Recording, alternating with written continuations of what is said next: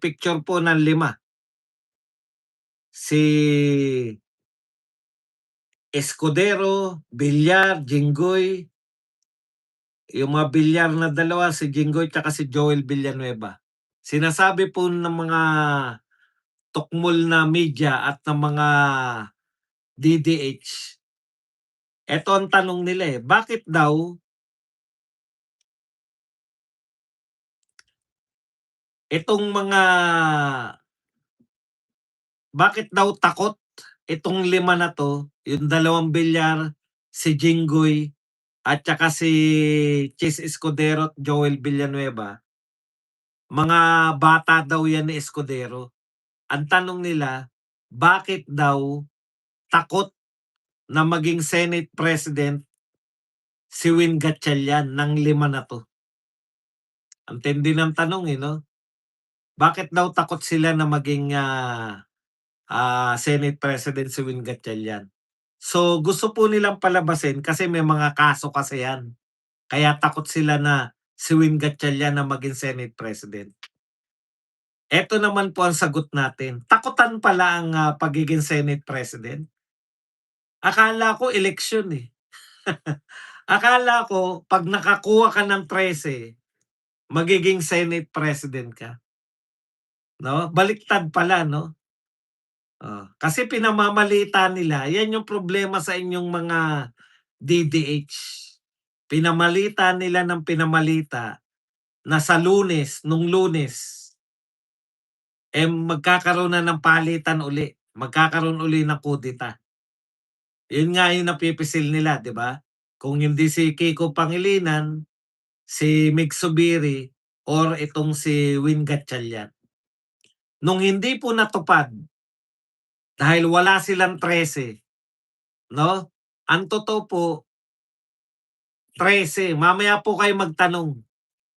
Kasi kung sasagutin ko yung tanong niyo wala po sa topic yan, mamaya po sasagutin natin yan. Okay. Ang katotohanan po, sabi po ulit-ulit ko na 'to, wala pong fixed term ang Senate presidency. 'Pag ikaw senador, gusto mo maging Senate President, kinakailangan mo makakuha ng suporta ng 13. Si Tito Soto nakakuha po siya ng 13 mahigit. Eto po si, Senate President kasalukuyan si Cayetano, nakakuha po siya ng 13. Ngayon si Win Gatchalian, para hindi po mapahiya yung mga nagsabi na siguradong-sigurado sila na mapapalitan na si Cayetano noong Lunes, eto na po ang katwiran nila. Takot kasi yang mga yan, si Escudero, si Jinggoy, dalawang Villar, tsaka si Villanueva, kaya hindi naging Senate President si Win Gatchalian dahil takot sila. Oh. Hindi po. Kaya hindi naging Senate President si Win Gatchalian kasi hindi siya nakakuha ng 13 boto. Wala po siyang nahikayat na 13. Ganyan lang po ang Senate presidency. Kung ano-ano katwiran niyo, eh. Tanong ko nga pala, sa lahat po ng mga naninita kay Bato, sa lahat po ng mga nagsusulong na impeachment ni VP Sara, accountability, lahat po 'yan, si Tabingi, si, Shell Jokno, si De Lima, Luistro, lahat ng mga congressman na bumoto na 200 plus, sabi niyo accountability. Hindi ba nararapat din yung petisyon na magpa-drug test si BBM? Hindi ba sa tingin niyo yung Philippine President, hindi ba karapat-dapat na nagpapa-drug test kung lalo na kung yung kapatid mismo nagsasabi, nagbibintang na siya ay adik? Wala wala po ba kayong concern kung ang presidente ay adik o hindi? Ang concern niyo lang matanggal yung vice president kahit wala naman kayong ebidensya?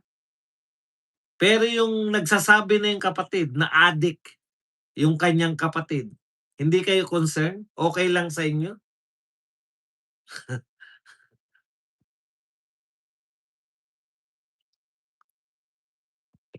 Kahit sino pa po ang may pakana na gawing Senate President si Win Gatchalian, kinakailangan nilang makakuha ng 13.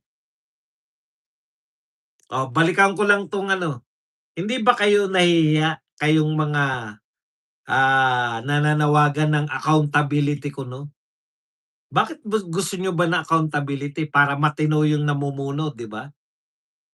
Eh, kung pinagbibintangan yung pinakapinuno natin na adik ng kanyang kapatid, okey lang sa inyo? Kasi hindi Duterte?